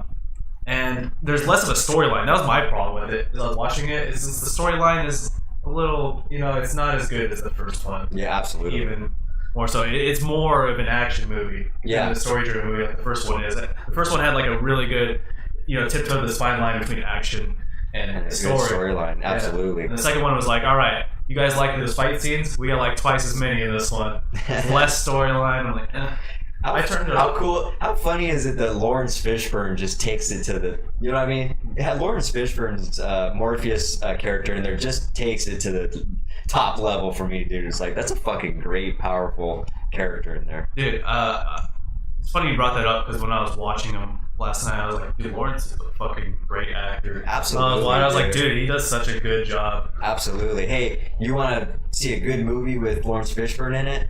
Check it out. It's called Torture. Okay. Great fucking movie, dude. I've seen him in it's like a lower budget movie. Yeah. Underrated, kind of went under the radar. Okay. It's got Cole Hauser in it. Super good movie for me, dude. You should check that out. It's pretty good. All right, yeah, definitely. But yeah, I agree with you. Matrix that was one of my favorite movies when it came out. I was hyped on that thing. Yeah, I watched that in California when we lived in California. Yeah. I was like 7 or 8 or whatever when I seen that. Yeah, that movie was trippy. Dude, so Roland's chiming in here. Hobbit was great visually, but I think it would have been better as a second. As two movies, much better. Okay, too much stuff added, bloated movie, and changes made to the storyline. Okay, yeah. Should be darker, honestly. Right on. Yeah, I don't know if you're talking about the theme should have been darker or the imagery should have been darker, but I think he's probably talking about the theme. Yeah, I also think the imagery could have been darker too, because I don't know if you remember watching The Hobbit, but it has like a lot of bloom, which is where it has like that soft, bright light on top of everything. Yeah. Like a lot of the scenes. Oh yeah, like Elvendale, particularly. Yeah, where it basically looks like it's in a dream all the time. You know what I mean? Yeah. It has that bloom on top. Or Rivendell, is it? Rivendell. Sorry, with the elves. I didn't want to correct you. Now correct me, dude. Well, because I think my daughter's watching a show called Elvendale, so I'm getting that. But yeah, Rivendell. I know what you're talking about. It's got that glowy aura feel to it. It's like real magical. Yeah, The Hobbit had like that consistently through the whole movie a lot. Really? The movie, and it's just too much of it. Too much blue, man. It's just too much of anything's. Not anything, no. Yeah. I got really excited. Everybody's counter argument for that is like not too much sex. You can have too much sex. It's happening. I've done it. I had so much sex one time where I did something to my hip and it hurt to walk and shit. You can have too much sex. It's hard to do, but I did it. Well, I've never been fortunate enough to have too much sex. There's been times in my life where I've had a ton of sex to it, but with one partner. No. Not like I was out there whoring around or anything, but no comment. So yeah, the new Harry Potter movie with Johnny Depp was a great movie. I did not catch this. It was definitely. I'm just gonna nitpick. It's not fucking Harry Potter, okay? Okay, because I'm confused. I didn't know. But about it's this. a Fantastic Beasts movie. Oh, okay. The Crimes of Grindelwald. Okay, I did see previews to that. I never did watch that. That's just nitpicking. People. It's the Harry Potter universe, so. Oh, okay, right on. Yeah. The second mythical creature movie, is that what that is? Fantastic Beasts. Okay, Yeah. right on. I haven't seen that one, and people have been talking shit about it. But I haven't seen it. I want to see it, so I thought I bought it. Do I still own that? It's probably in my car. Roland liked the first and third one before the second one, so that's interesting. I For the didn't Matrix? see that coming. Yeah. You know what? A lot You of like people. the third one more than the second one, huh? I like the third movie, honestly. I did. I haven't seen it recently though. Oh, okay. But I remember I did like it. And I remember people were talking shit about it, and I watched it. I think maybe it's just because I was such a huge fanboy of the Matrix. So it's like, I watched it as a kid. So It was a letdown for me, man. I was like, oh, this is a horrible way to end a trilogy, man. I thought it was a good ending. I don't know. What did you like about it? I don't remember. I Oh. haven't watched it in over decades, so Okay. I just remember that specifically about it, though. I was like, this is a huge letdown, man. I like that they died. I like that. Because there's too many fucking happy endings in movies. You know what I mean? Yeah. The Trinity died and Neo fucking died. That's honest, yeah. So it's different than the normal formula. So I thought it was a good ending, honestly. And he died for the greater good and fulfilled the prophecy. So I thought that was cool. They probably. I don't remember if they executed very well. That fight with Agent Smith, you remember that? Where they're like in the street and it was raining? Oh, yeah. Oh. And he had all his clones. 1,000 of it, yeah. That was a weird scene. They're like flying up through the... Talk about CGI. Yeah. Jesus. Yeah. No, that was pretty good, though. It's funny, though, yeah, you're talking about the trilogy. That was the first thing we ended up, talking about Matrix for 20 minutes because that was like the go-to for bad and good trilogies. I think we got to kind of get into The Hobbit, too. What did you think of the prequels for Star Wars? Episode 1, 2, 3? The Anakin? So again, haven't seen them in a long time. When they came out, it was funny because we were, living with David at that time, and huge Star Wars fan. So he kind of hyped it up for me too. But I only liked it for the CGI.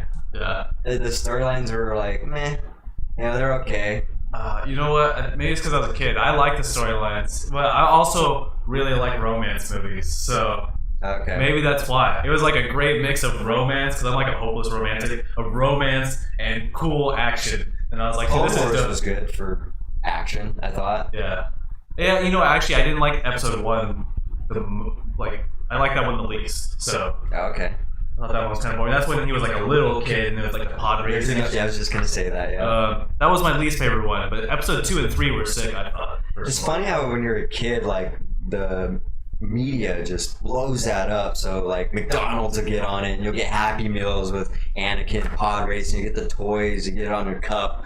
Just like you see it everywhere. You know what I mean? Like advertising is it's crazy how it's converted from that type of advertising to more social media now. You know what I mean? They still have They that, probably still but- do it, but I feel like they dumped less dollars into it now. You know what I mean? Yeah. Oh no, we also don't have cable TV, so it's hard to know what's going on. That's true. Yeah, that's true.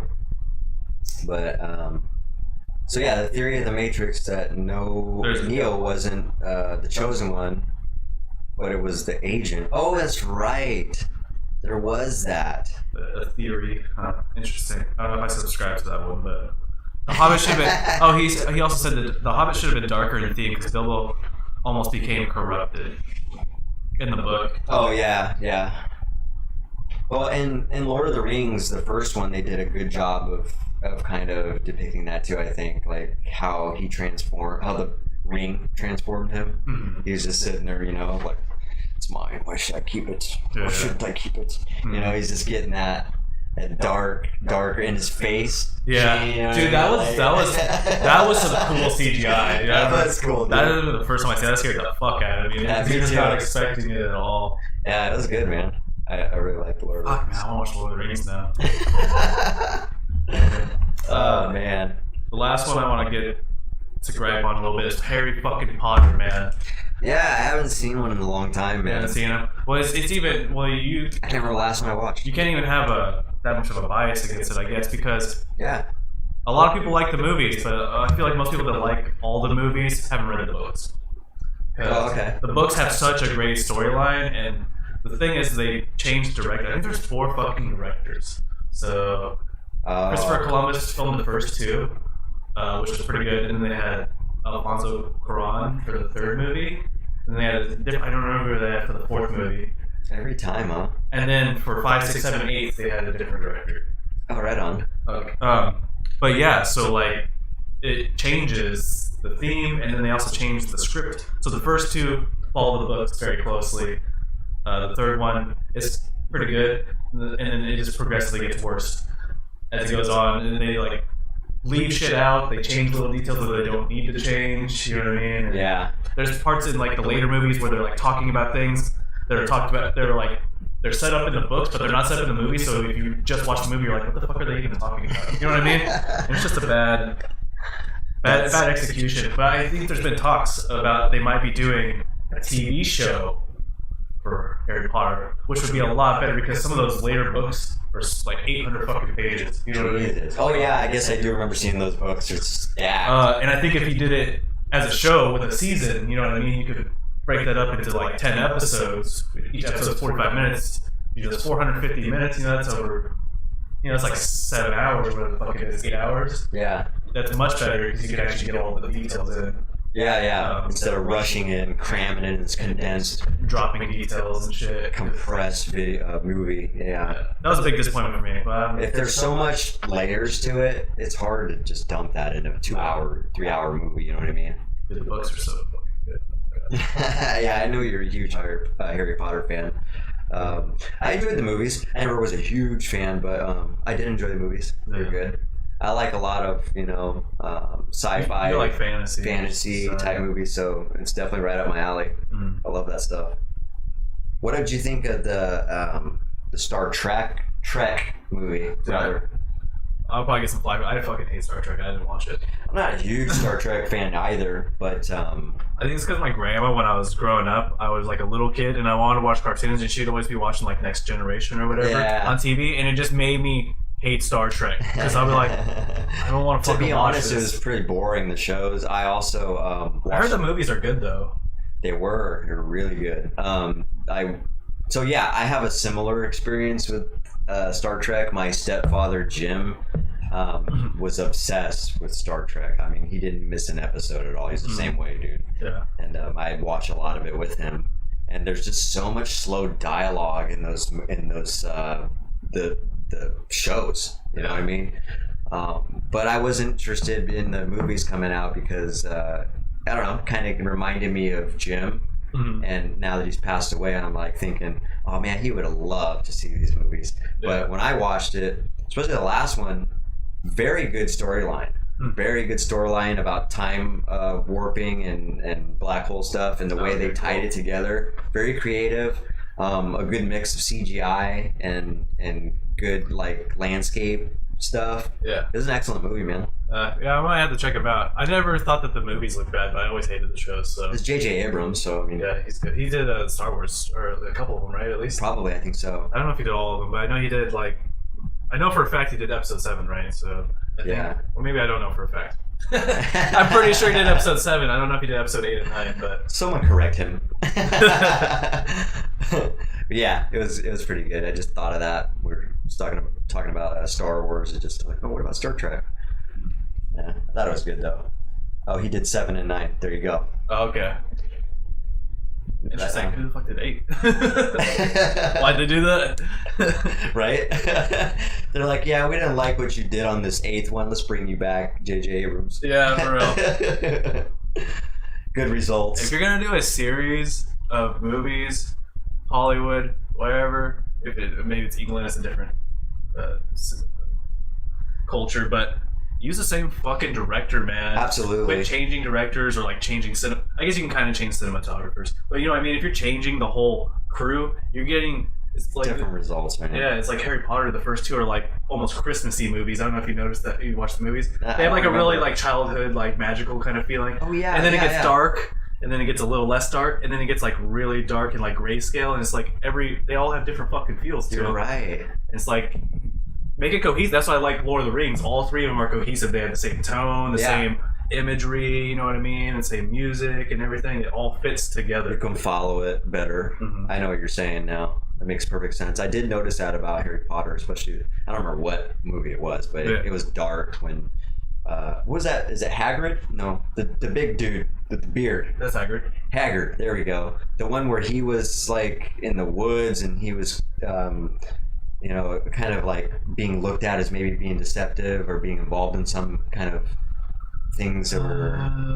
I thought that was I don't remember number what episode. 2 though. I mean, it does have its dark moments, but Yeah, I was talking about like just the that one was pretty dark though. It's the last one I remember watching, honestly. Chamber of Secrets. Chamber of I Secrets think still. that's might have been it. Chamber of Secrets still has, but I'm talking about like the cinematography. It still has a light tone. Like if you go to like the Christmas scenes and stuff, it still has this light Oh tone thing. yeah. The later movies don't. It's just like dark and kind of like I don't know. It just doesn't fit completely to the theme of the books. I don't think. But also, it doesn't even matter. I just think they should have kept the same theme throughout it. You know what I mean? Or had a little bit more gradual change. You know, because I know they get older and it gets a little bit more grim in the books, but I don't think it changes that much different thematically.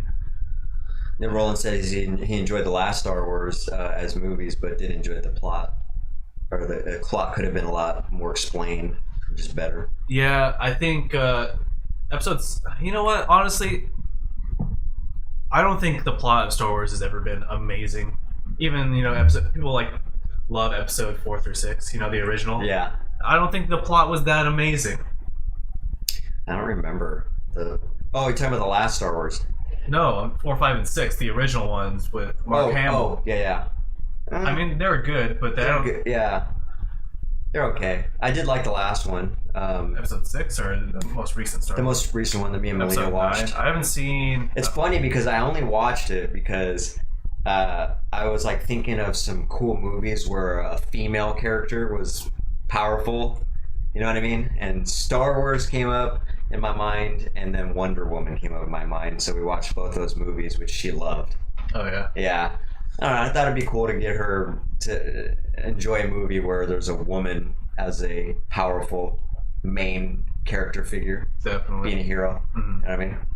That was cool. She really loved Wonder Woman. I did too. That was a good movie. I didn't Yeah. expect it to be that good. I haven't seen it, but I've heard good things. So. Yeah, it was really good. It could have been better, but it's still good. Mm. I like Themyscira. They're the part they depicted as Themyscira. I didn't know Themyscira was that until the only time I've heard of Themyscira is the local band. Oh, okay. I was like, oh, now I know where they got their name. Roland said mythical beast movies parallels pre-World War II, so the Death Eaters are portrayed differently. I'll leave it at that if you haven't seen it. Nice. That's what I did like about Fantastic Beasts movies is they're in a different time period than the Harry Potter series. That's really cool. The Harry Potter series is like late 80s, early 90s, I think, is when the theme is set in the universe. And then the Fantastic Beasts is like early 1900s. I don't remember. It's like 30s or whatever. So Right on. That's interesting you said that because Wonder Woman also had a tie-in with time lapse with World War II. I really like that period of. I really like the imagery from back then. You know what I mean? Yeah, me too. It has a good look to it. It is cool. Yeah, It's like the classic style, so it fits really good in movies. it does. Really, really It does, and especially if it's pulled off nicely and delightfully. You got a rant? We got a rant with Ben on here going. I don't. We had a segment we were gonna do, and he didn't even have a rant, man. I don't think I have a rant today. I don't know. I don't have a rant, but maybe I'll make a rant. How about that? People think I'm a monster for pouring my milk before my cereal. Dude, I you are do a it. fucking monster. I dude. love it. I also dry myself from the feet up. What? Fight me. Yes. I love that reaction. What? Out of the shower, you go to your feet? I go to my feet. Here's why. I don't like puddles of water on there, so I actually pull the towel out, step onto the towel, get my legs, and just work my way up. Last thing I do is my hair. Not related to this guy, dude. And just to explain the cereal and the milk thing, I love dry cereal. I love crunchy cereal, so I don't really eat a lot of cereal to begin with, but when I do, the milk goes first. And I've gotten Malia to jump on board with that now too, so yes. Sid, okay, can we just get back to the drying thing? all right. I don't know. Who else pours their milk before their cereal? Tell me. So, I don't know how other people do it, but I dry my face and my neck and stuff first. The only reason I do that, which is weird, is just because I get a lot of acne, and if I dry my hair, because I have conditioner in my hair, and then dry my fucking face, I'll basically rub moisturizing bullshit all over my face will break out.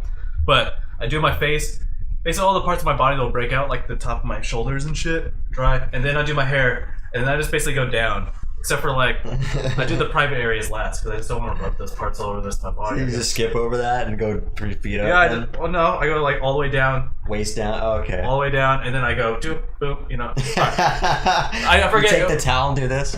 I don't do that. Does anybody do that, or is that just the cartoons? That is just cartoons. I like bunch it up so I don't actually have to like stick my hand in my ass. You know what I mean? And then I just like, and then I dry the area. You know. Oh man, I just pictured, you doing this. Me just and like fucking Flintstones. Oh man, I'm gonna start doing that. That sounds like Rugburn, man. You get right? That just looks so uncomfortable, just like fucking chafing right with a towel. Oh man, that's funny. This has been Rants with Ben. I don't actually have any other things. I only had 2 topics. So. I have a bunch of stuff, but I want to sift through this. It's such a great podcast. I don't want to darken it up too much. Yeah, this has been a little lighthearted compared to the last. I've already talked about that. It's funny because we did talk about a lot of this stuff already, which is great. Love that. Yeah, we'll save the Epstein review for another time. Yeah.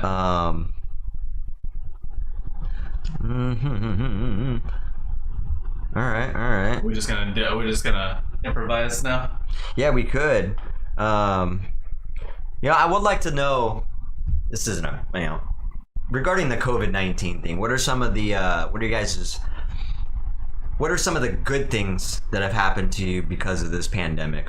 What are some of the bad things that have happened to you? Comment on that, and let's hear. Yeah, I'll answer that. I think the best thing that's happened to me because of the pandemic is that it made me realize that I didn't actually want to go to college for science. Nice. Which I thought I did, and I just didn't think deeply enough about it. You know what I mean? Yeah. I was like, I'm good at science. I'm good at math. I should go get a science degree that'll pay good money.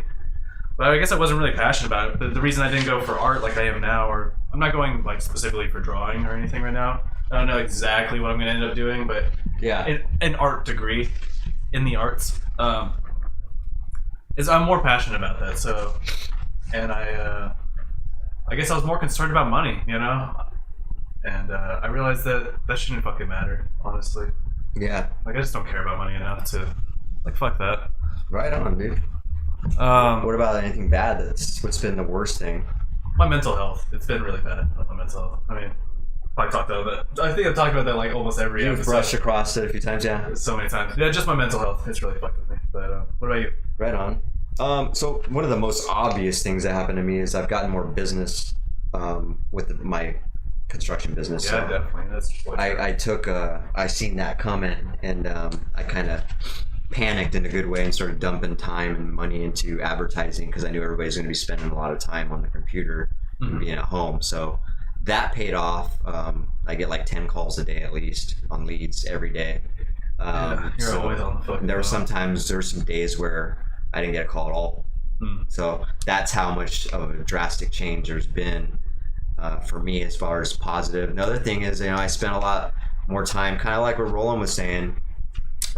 He got to spend time with his son more, and you've also never taken vacation from work, so that was kind of nice. Music, you haven't been able to play music. Oh, that's the worst thing. Okay. Yeah, that's too bad, man. I feel you. I just get busy sometimes, and if it wasn't for me forcing that one day a week on practicing, I wouldn't either. But yeah, as far as the good things, I would say that it prompted this podcast to maybe get started a little sooner rather than later. So I could be wrong, but I don't even know if I would have jumped on it. Okay. If podcast, I didn't even think about that. If the pandemic didn't happen, I was just doing so much stuff. You know what I mean? Yeah. I was like going to school. I was like going on dates. I was going to the gym. Yeah. A lot of times I wouldn't get home until like 9 o'clock at night. So I don't even know if I would have been like, yeah, I'll do the podcast. That's definitely a bad thing. You haven't got your exercise. Yeah, I have to like space on it. Yeah, I haven't exercised. And I did some push-ups the other day, but that was just because my friend was like, you can't do 10 push-ups. I was like, yes, I fucking can. That's hilarious. You love when people challenge you like that. And you're just like, dude, wait a second. It's like I used to work out all the time. I could fucking do 10 You push-ups. told me I can't do something, I'm gonna fucking do it. Yeah, exactly. And I jumped rope one time. Nice. The entire minute. So yeah, my exercise has been trash. Nice. I'm trying to think of the bad thing. I guess the worst thing is that it got a little stressful for me for a little bit because I was juggling parenting and running a business and doing a lot, and it was really tough. And so I was thankful to save money on the daycare, you know, because I pay a lot for it. But I think the alternative is better, having her go to daycare and freeing me up to put my focus, because parenting requires a lot of energy. My daughter requires a lot of attention. For the most part, she can self-entertain and stuff, but more when she does that, she's not getting that quality. She's not really learning. Well, she'll learn when I ask her to. So when I say, hey, I don't want you to just drone out on useless shows, and say, it's got to be educational, something like that. Then she'll start watching Storybots or something like that. And I know there's only so much Storybots you can watch for you outlearn. There's everything you can learn about it, but she does learn a lot from those educational shows like that, actually. Yeah. But yeah, as far as the bad thing, it's really tough. My home shows got canceled. I got set up. That took a lot of work to get set up on that, and then they all just got canceled. So I really don't know what that would have produced for my job as well. Yeah. But Primordial for sure. Oh yeah, thank you for reminding me. We had like 6 shows lined up, all of them canceled. So that was the worst thing, because we finally made some money on our last show, our comeback show. After we did one show and then the rest of them got canceled. Well, like a year hiatus, did one comeback show, made more money than we've ever made on any show, and then the next 6 ones got canceled. That sucks, man. It sucks for all the musicians. There's tons of musicians out there now playing shows. People cancel their tours and shit. Yeah. It's like, fuck. And as you know, like Roland said, music is not being able to play music is it's devastating for the mental health too, because for me it's an outlet, and I imagine it could be for you and most people as well. It's kind of like a release. It's a creative release too, so it's kind of a lot involved there, a lot of positive things involved in that. Yeah. But oh, dude, you're going to Lamb of God and Gojira and Black Dahlia Murder? They all got canceled. Oh, you were going to them and they got canceled. Dang, dude, that sucks. I hope that's a fucking show, man. That is a hell of a show. I hope they still do it, because the shows that aren't going to reschedule, that's depressing. Because like we were set up to play with Archspire. I think that was our next show, actually. Dude, I haven't gone to a real show in so long, and I was looking at shows this year too. I was like, dude, some of my favorite artists are going to be in the area, dude. I got to save some money so I can go see these people. Nice. And it was like, no. Yeah, we had some really solid shows, dude. We were going to play with Origin. We were going to play with Archspire. There's a couple other ones. Oh, we were going to play with Jonathan Huber's new band, Legend. Right.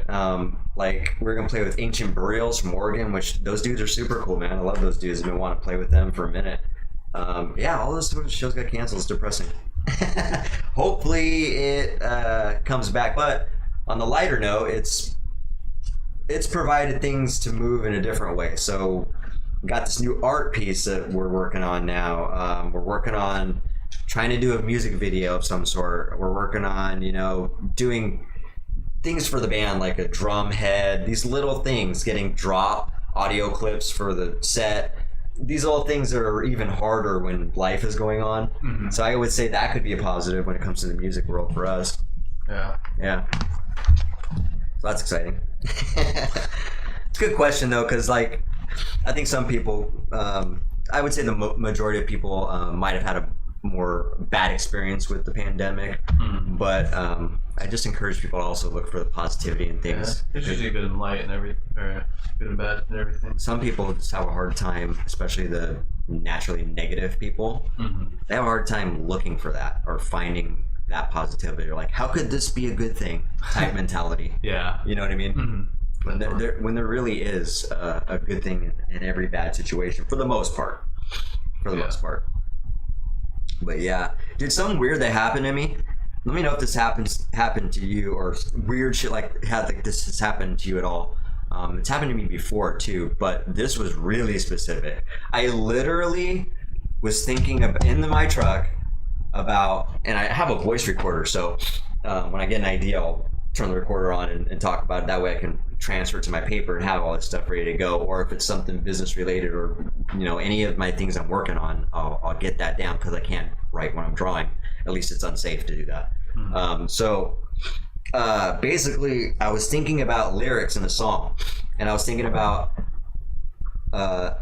like a relevant and best lyric that I love, and then I was also thinking about a funny lyric, and literally, so the song that I was thinking about with the best lyric on it was playing while I was having this thought, and I was thinking about the funny lyric. I was like, this is fucking silly, and that song came on right after that one. Okay. I was like, holy shit. Synchronicity. So what are the odds of those two songs I was thinking about, literally about talking about, came on one after another, like that? So here's the songs, here's the lyrics. The lyric that I really like right now is relevant to me is the 8 Mile Eminem song. Oh, you're listening to that one? Yeah, I love that song. It's a played out song, obviously, but there's a lot of good lyrics in it. Which one, Lose Yourself? Yes, Lose Yourself. The lyrics where it says, success is my only motherfucking option, failure's not. Okay. I love that shit. It's so positive, it's so real, and that type of mentality I live with in this day. So I love that lyric in that song, dude. It's just one of those songs that get you pumped up too, you know what I mean? Yeah. So there's that. It's a hype song. Yeah, and then the silly, funny lyric, I don't even know, I've never even heard anybody bring this up. Now, I don't know why nobody's caught this, but I hear it every fucking time it comes on. You've heard the song, The Loonies, I got 5 on it. Dude literally comes on and says, I take sacks to the face whenever I can. Dude, no, I've heard. Oh my god, I lose my shit every time I hear that. I'm like, he really just said he takes sacks to the face. So you're listening to hip hop, huh? It's the radio. Oh, okay. Yeah. It's not Pandora or nothing, but when he says I take sacks to the face whenever I can, it just every time gets me, dude. It's fucking hilarious, dude. Nobody stopped him. No. I mean, I know it was back in the 90s, but still, be like, hey, bro, maybe you should change that up a little bit. Yeah, go find a thesaurus or something. and maybe the dude legitimately likes taking ball sacks to the face and we don't know it. I doubt that, but it's hilarious. I wonder if he listens to those lyrics to this day. He's gotten some shit about it. Yeah. Somebody's had to be like, bro, you say you take sacks to the face, right? Like, do you think that went out pretty good or what? So those came up. Yeah, do you have any lyrics off the top of your head, or any songs that are motivational for you? Any lyrics or a song in general that get you pumped up or fired up, or you can relate to? No, but I was gonna ask you what you've been listening to anyways, because you know what? No, I don't really motivational or gets me pumped up. I'm trying to think. I'll let me segue back into that. Have you heard of Ghost? No. The band Ghost. They're pretty cool. So they're what genre is it? They're rock. Okay. But they're satanic rock, satanic in quotations. Okay. They're kind of how Death Metal will have satanic themes, but they're not really Satanists. You know what I mean? Yeah. It's the same thing, but they have it's an image. It's kind of these metal lyrics with rock, pop rock okay. sounding thing. It's when you say metal lyrics, just the words or screaming and growling. The theme. Okay. No, actual lyrics, not vocals. Okay. The vocals are very soft. All right. Soft and kind of higher pitch. So. Okay. They're really cool though. I'll show you after this actually. Yeah, you have to show me that, and then I'll give you my feedback on Ghost. I don't know, man. Songs are really getting pumped up right now. Not to be confused with Ghost Blood, local band. Those dudes kick ass, man. I listen to right now. I just listen to really chill electronic music. Yeah. What I doing right now is putting in my headphones and just putting on my Pandora to my chill station, which I listen to Melanie Martinez and Black Mill and stuff like that, which is like really relaxed, kind of like There poppy you kind go. of electronic stuff. And I Love just that. draw. I just sit there and I just draw, listening to music. That's good motivational music, dude. Yeah. That's what I work. It's with. relaxing, you know what I mean? So Yep. I like that. Speaking of EDM or something like that, my favorite song right now is Rat Trap Feed Me. Fuck, I love that song. what's that by? I'll show Rat Trap is the name Oh, of the band. okay. Yeah, I'll show you that song after this too, and you can show me Ghost, and I think you'll love Rat Trap. I've been meaning to actually get a hold of them to see if they'll let us use their song on our podcast, Okay. because we need to get some. Yeah, Roland. I don't listen to Gojira, but I have heard them and I like them. They got they're pretty solid. I don't like every song. There's some songs that are the vocals I don't really care for, but they are a solid band regardless, and they have a lot of cool groove to their songs. Yeah, it's like Roland's favorite band right now. Oh, nice. No, mad respect to Gojira, dude. They do have some killer ass. That reminds me, songs. Roland does obsess about things. That's funny. He obsesses about music for sure. Oh, nice. He gets very fixated on one thing. Roland, remember when you were like obsessed with your dirt bike?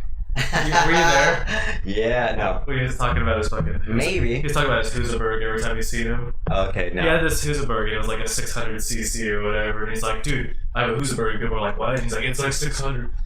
He's like, it goes like 100 miles. Yeah, I still got it. Oh. Nice. That's a good quality to have, man. He would tell everyone about it all the time. People would be like, some people would be like, dude, who cares? He's like, dude, it's fucking sick. That's fucking hilarious, dude. Oh, That was a long time ago. I think we were like 16 or 17 at the time. It was funny. I'll never forget talking about this shit, but yeah. But yeah, Nice. Roland loves Gojira, man, and I like Gojira too. They're pretty sick. I'm kind of with you though. I don't love every song by them, but Yeah. They're a good band, they're though. definitely good. They're definitely talented. Yeah. As far as what I'm listening to, though, I think you were gonna ask me that. Mm. Like a lot of the EDM stuff, I think that's what you consider it, like Future Primitive and all that type of shit. Yeah. Okay. Yeah. I love Future Primitive, Rat Trap. There's a bunch of other bands I can't think of right now, because it's funny because I've heard same songs over and over on Pandora, but I don't know all of the actual artist names, which sucks. You know what I mean? There's so many on my Pandora. I just thought. But I hear the song and I'm like, oh, I love this jam right here. I actually kind of like not knowing who the artist is and who the song is because I only hear it on my Pandora, so I don't overplay it. You know what I mean? Yeah. So I have a really bad knack of obsessing about music as well and overplaying songs I like to the point where I don't get the enjoyment that I used to get out of them, you know? So Nice. Yeah, you can just overindulge. I overindulge in everything, so that's who I am. Overindulge so you're desensitized. That's basically what I do. That's basically what I do. Then it just means nothing to you anymore. Yeah. I'll do the same thing with food, man. I'll eat like one food. I'm like, dude, that food is bomb. I'll eat that food for like 6 fucking days in a row. And I'm like, I don't know, ever want pizza again. Nice. Good point, dude. I get that way too. Obsessing over a song that just makes you want to write new music. There's bands that do that for me too. Archaic. Oh man, Wormhole. There's a lot of bands that do that for me. I'm just like, hell yeah, this is what I'm talking about. Gives you new ideas, new approaches, new angles. You're like, oh, I should try something similar to that. Mm-hmm. Yeah. Man, what I hate is I was trying to remember a song that we've written completely full. The other day, I'm sitting there trying to teach Sean it, and I can't remember like the third or fourth riff in, and I'm like, this is tough. This sucks. Dude, forgetting your riffs is the Oh, it's the worst, man. I'm sitting there trying to remember for the life of me, and then I really try to listen, and then meanwhile, Sean's like playing riffs while I'm trying to think. I'm like, there's no way I'm gonna think of this while he's playing it also. I'm gonna wait until later. people distract. On the drive home, I'm really concentrating on the song now. I'm like, this is bothering me. What in the fuck was the next riff? I'm sitting there thinking, it finally came to me. I was like, oh yeah. Then after that, I know the next riff and the next riff. It's like, it just comes together. It's like, oh my God, of course. Yeah. It's weird. It's just some wires in your head, just like, you're trying to find, like, there they are. Yeah. I know. I need to start like writing down my music or recording it when I write stuff because I forget. I've forgotten way too many songs. That's why I do playthroughs when I can. You know, I never did a playthrough of that song though. That was the only one song I did. But like there's a couple songs. I was one full song and then a couple of songs I was working on, and I just recorded it just to get it on there. That way, you know, life gets involved and just distracts your mind and gets more data in there and kind of crams out shit. You know what I mean? So I think that's what video is really powerful for. You know what I mean? A self-reminder, like, oh yeah, that's what I was doing. You can pick it back up. Yeah, the video that's totally true. That's why I said either like writing it down, documenting it some way. Yeah, exactly. Use like Guitar Pro or something. You can definitely. Absolutely. Although it definitely sounds different, but you can usually listen to that and be like, okay, I know how I was playing that. Yeah. Videos are really impactful for me because you can hear it and see the fingering patterns per guitar. I'd rather do video nowadays for sure, just because we have good video set up anyway, and then that's how me and you learned anyway. That's how I learned a lot from you. We would be better just sitting. Like, what's that? How's that play? You know what I mean? Third fret, you just kind of do this thing right here. You're like, a little diddly. Just do this real quick. You know? yeah, no problem. What are you doing? That. Figure it out. I don't know. I don't fucking speak music, dude. Oh, right. Gotta love a guitar. Just like, it's more like, wow. For real. Oh, I love that shit. Oh man, this has been a good podcast. We really stayed away from all the dark negativity that's been going on. We talked about a lot of thought-provoking things.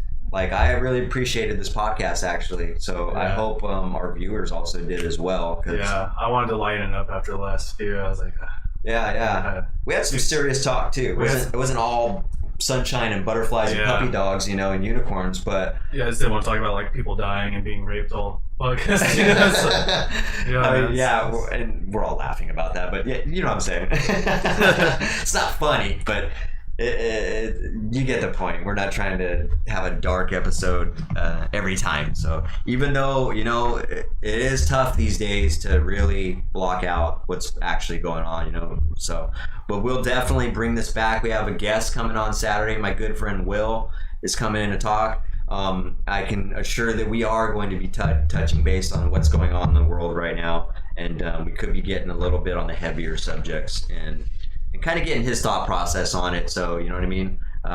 So this is gonna be good. It's gonna be good. We love guests, and hopefully you guys like the guests as well. Yeah, we're gonna get more lined up as well. Looking forward to it. It's gonna be very organic for me. It's my first time meeting them, I think. So nice. It's your true interview, man. Yeah. You don't get to do any research on them. I don't know anything about them. That's fucking lovely, dude. I love that. So I'll be able to ask some cool questions, hopefully. Hell yeah. Anyways, I think we're wrapping this up. So make sure to listen to us on Spotify and Apple Podcasts. Follow us on Twitter and Instagram. And we are live on YouTube, Facebook, and Twitch every Wednesday and Saturday, 7 p.m. Around 7 p.m. Pacific Standard Time, because we were a little late today. But hopefully we iron that out. We'll get this dialed in. We'll be on time. No more issues with technical issues. So we'll get this. Yeah, thanks for joining us. We appreciate all the insight and the feedback and the interaction. Good talking with you, Roland. Good talking with a few other you guys I can't see now. I can't remember. Kind of up on the list there, so glad you guys were able to join us. We'll catch you next Saturday with our guest, 7 o'clock. So we'll check you later. Keep it viral. Keep it contagious.